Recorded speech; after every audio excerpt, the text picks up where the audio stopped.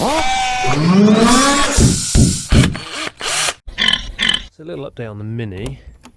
We've given it interior lights, which is quite tough to tell in the daylight, but very bright, very handy. And you can see some of the winter issues we're trying to contend with. We've taped up the floor vents because when you put it on windscreen, a lot of the air just carries on going through the floor, so you have to take the heater box apart at some point and reseal the flaps. But even after that, there's loads of air coming out of here, like it's really strong, but then there's hardly anything coming out of the windscreen. I'm pretty sure these corrugated pipes are actually creating such turbulence, because seriously, it's really blowing strong out of here, nice warm hot air, but you put your hand up here, it's sort of like it's barely moving the air. So that's something we want to resolve. Other issues, well, that once that's resolved, I think the steaming up inside would be massively helped. Currently, she blew fuses because the wipers were frozen and she turned them on. But the wipers obviously are rubbish. Nice and shiny chrome, but actually they're stripped already. They've only done a few months. Generally speaking, they're rubbish. Also, we need to fix today the fact that that's doing nothing. Don't know if it's a fuse blowing because it's frozen or it's still frozen. So we're going to defrost that. We're then going to clean the windscreen because we have a solution for the wipers. The solution for the wipers comes from Mini Spares. They're actually cheaper than like unknown eBay. That's just a piece of plastic. Now these, which are stainless steel, which means no polishing required. They've got a wider head, stronger springs, better rubber. And because you fit those, which are a wider head, that's the other one. I think they're a longer blade as well, 11 not 10 inch. Got these much heavier stainless steel arms, again with a stronger spring, and a wider and thicker arm. Maybe you can tell, but basically it's twice the thickness and a little bit wider, so that the springiness is applied to the blade. Basically, they don't flex. These flex really badly. Like I've tried to bend. They're just that. I've been bending them and everything, trying to get the wiper angle better. Enough of that. Let's fit those.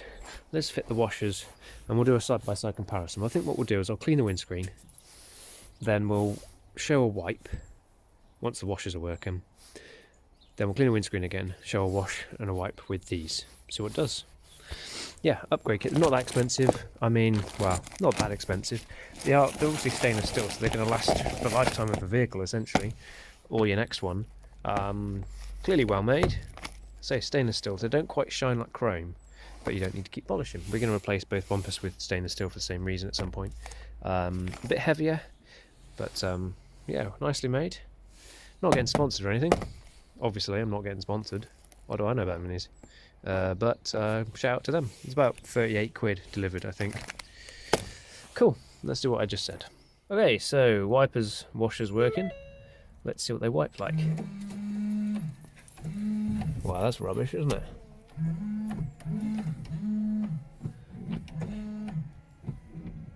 Well, basically that one is doing something. They're not terrible, but I think as soon as you're at speed, okay, that just hits the one jet is definitely blocked, and they're just aiming too low. So a few fixes to do there. And let's put those new blades on, see what it does. Right, new blades are on. Again, stainless steel, save me shining and polishing. You can kind of clearly see the size difference and also thickness of the arms. Big difference there. We had to adjust that one. It was just sort of twisting down a little bit. It was just going to scrape metal. So we just give it a little tweak on that section there. Right, and we also had to blow out a bunch of block jets. And indeed the pump had, I think, frozen and wasn't ready for a defrost. So here we go. Nice. Oh, look at that.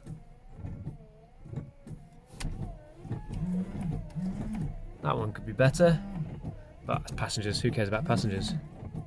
I've managed to cross the jets in such a way that it gives us a mist spray. Look at that. Quite pleased with that. Clean and simple. Nice. Definitely a larger field of sweet. Now what I don't like is it seems to be pushing at the bottom of the windscreen, so we're going to have to take those off and adjust them to be like 1 tooth lower. But that's okay. So much more the windscreen cleared. Okay, let's do that last adjustment and we'll be happy. Right, final little sweep test. Give it a spray.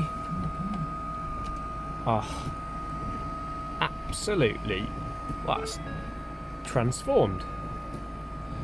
Much bigger sweep somehow, wider, covers more of the windscreen, sprays are sorted. Right, just that vent box to sort out and we're away. Maybe put some anti-fog on, that would be a good idea. Let's try some of that.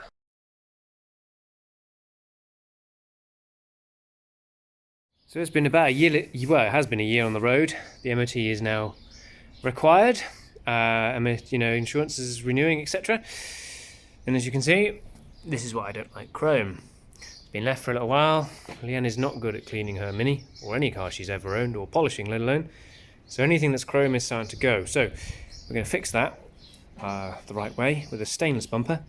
But we've also got a lower damper on this side. I think that's gone. The bush has gone at the bottom. We'll try and do that in situ. Got a wheel bearing that needs replacing. Pretty sure of that. And we might have a look at the vents, but not for the MOT. That obviously just get through the MOT. So 2 little things for MOT, make it look shinier, and then we'll have a look at the interior lights which have stopped working and blow a fan if we can try and make that a bit more efficient so that the screen actually clears when you turn it on, because that would be nice. So let's find out what this is going on down here and in this thing area here. Pass there. Woo woo woo woo. Meet me. Bah. Me me. Bah. Done. So whether these can be replaced in situ, you're all now putting in the comments that it can't be, or you're screaming at the screen or something, I don't know. You're going, no, you can't replace them in situ, what are you doing? The reason we're doing it, if you just look at that bush briefly, you can just see there's that little bit of play. Now I don't think much of these dampers, if I'm totally honest. I've never had good success with Gaz. They go all crusty, it just seize up, and it doesn't actually feel very good. I'd say it's partially blown. So we'll replace the bush, but we might end up just replacing them with Spacks at the front, who are just down the road from me. They have a factory just down the road, their main factory, and well, the front ones have been perfect, and these are rubbish. So I'm going to try and undo the bolt from that side, and then maybe hopefully this will drop down enough and release more pressure on that we can bring the damper up and get the bush in or out. Remains to be seen. I don't know actually if this is possible. Again, you're all shouting at me going, no, that's not possible. Well, let's find out, eh? And that nice rubber boot has perished again. Apparently, the company I got those from, they never perish. Well, the first set I put on perished within 3 weeks. I hadn't even driven it. And look at these, they're all split and perished. So don't buy from Mini-Me, they're rubbish. Well, that was successful. Not as me changing the bush, I couldn't do that. Got to take the whole damper section out, and that means taking the fuel tank out, and we ain't doing that today. But I did learn that you can't take the damper off without detaching it from the top, and then I guess pushing it down, sliding it out somehow. Bit of a pain, but there we go, I learned something. So as I didn't have that much success, I just learned that I couldn't do what I wanted to do. I'm going to change the bumper. As you can see, chrome don't get you home. Well, yeah, it's got nothing to do with getting you home, is it? What it does do is go all crusty unless you polish it like every 4 seconds, especially in English weather. So we're going to put a stainless steel one on. So let's go and do that, shall we? But I don't even need 2 hands, and there's play in it. Now I have put 2 cheap bearings in here, so I'm going to put an expensive wheel bearing in here. And if that doesn't solve it, I think it may be the hub that's maybe ovaled, and obviously that's causing very quick premature wear of the bearing, giving us that little bit of play. So let's strip this down. We're going to have a quick check on the brakes and some other things. I have to clean up the inner CV boots, I think, as they're flicking everywhere, and that should be sorted, I hope. So, I think we're going to have to clean these lower sills and re-stone chip them. I think after a year of abuse, we're starting to see some surface rust, so we'll maybe fix that up after the MOT ahead of summer. So unfortunately, we've got a bent number plate, a few dings on this grill. You can't see them without pointing them out, but you start finding them. Loads of stone chips. We'll try and sort those out for the mini run, but not critical. But I did want to sort this out. So this side, I have rubbed this down a little bit more because it's getting absolutely trashed from all the stones and the grit being flicked up. So we've rubbed it all down, rust treated it, put a nice fresh layer of underseal on it. I'll spray that with stone chip at some point, that would probably help. But I've added our little guard in there. It shouldn't interfere with anything. Can't particularly see it, hopefully. It's not like obvious, like a massive mud flap sticking out, but it should just reduce the amount of stuff that gets just absolutely trashed, like stone rash on this side. I'll show you the other side as the train goes by to give you an idea of what I'm on about. So, as you can see, like the leading edges of everything I've got absolutely trashed. So I sanded all that down. Well, I didn't sand it fully down, but you can really see them, each of them rusty on the front edge of them. So I want to treat all those, and then I'm going to put that little bit of mud flap. It's a roller mud flap you can buy. I had some left over. So it's this stuff here. So you just cut it to shape, and I riveted it on, sealed in each rivet hole as well, so it won't be rusting from there. That should just save on the sills and save at least me every 6 months rubbing them down and sanding them and sealing them all again.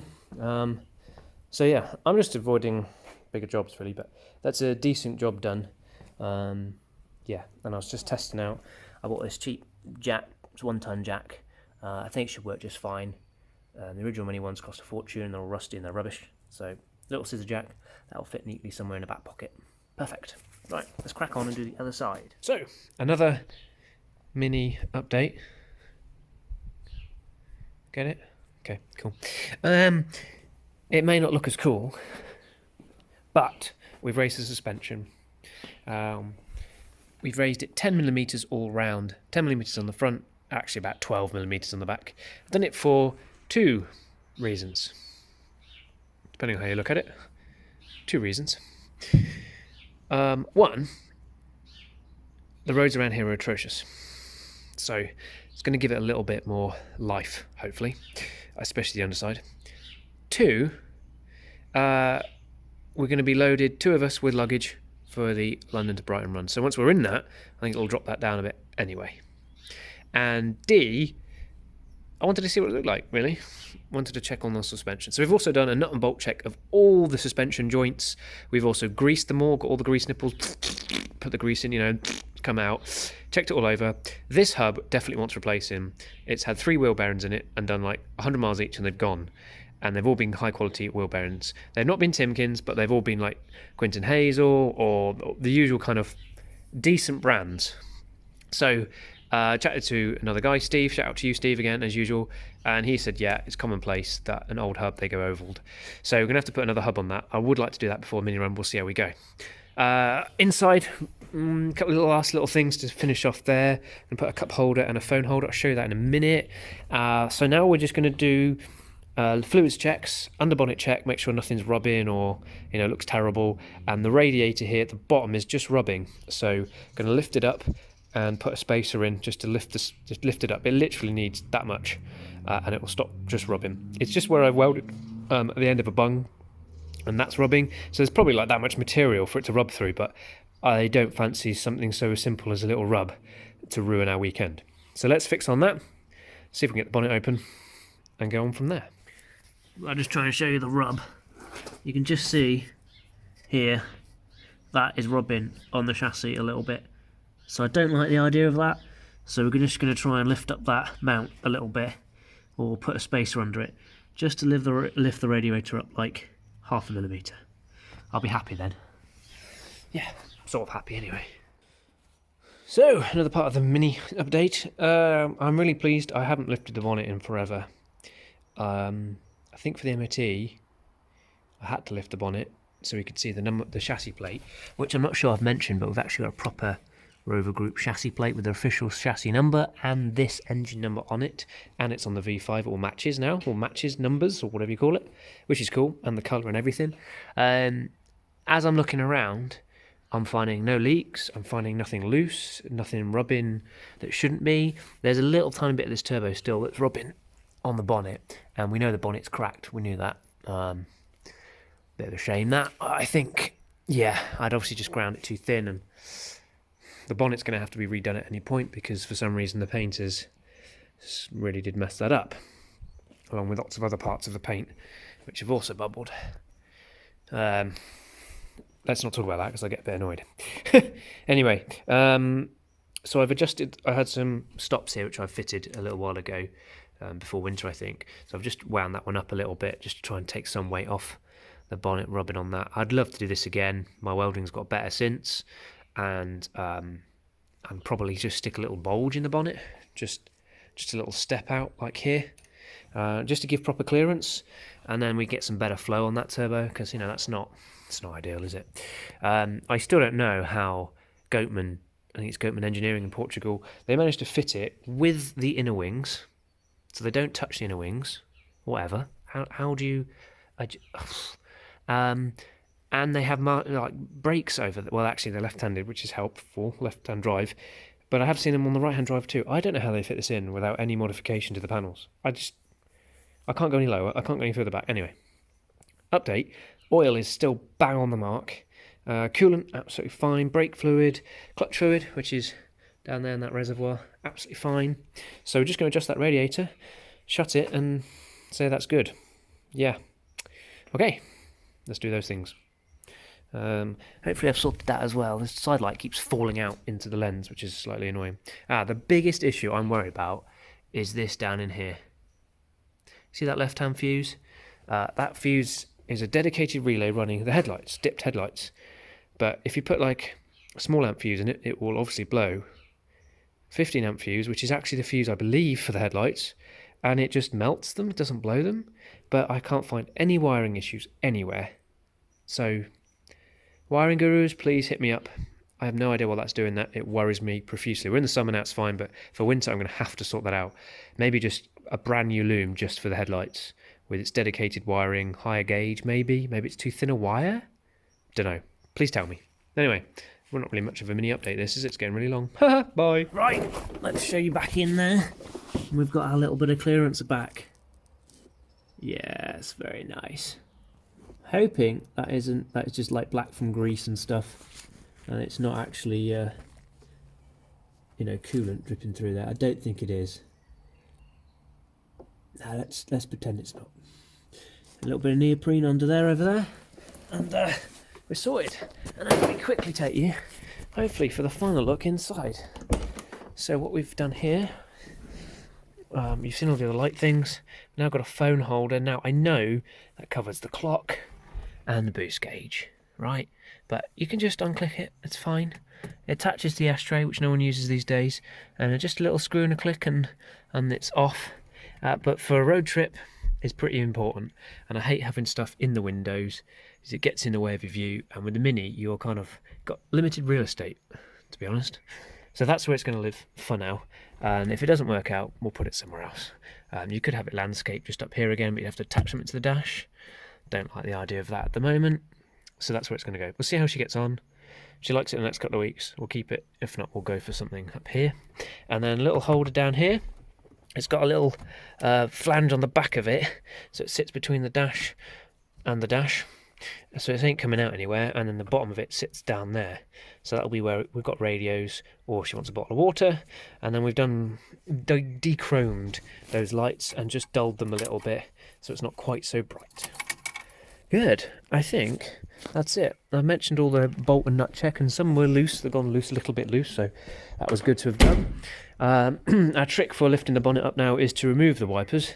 Since we fitted those new wipers, which I think you will have seen in the previous episode, just to this, they are much, much chunkier, and they foul. So again, mini gurus out there, why do bonnets foul the wipers? They were fouling the old wipers only just on this side, just on that one, and now they touch both of them, and you just can't get the bonnet up without removing the wipers. It's a bit of a bind, you know. However, my bonnet stay, it's like maximum lift open. Do bonnets normally lift that open that far? I would have thought so, but maybe they didn't. I don't know how rubbish original Minis were. Anyway, that's it really. In 2 weekends' time, she'll drive us around for a couple of weeks, and then in 2 weekends' time, before we leave, we'll give it a clean, we'll polish all the chrome work, we'll polish the rims, do a tyre check, final fluids check, and we'll be gone! Off for the London to Brighton run. Woohoo!